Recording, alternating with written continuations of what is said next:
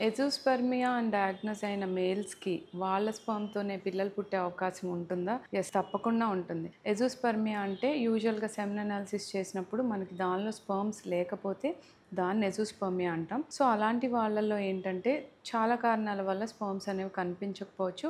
అది obstructive, non obstructive 2 రకాలుగా ఉంటది.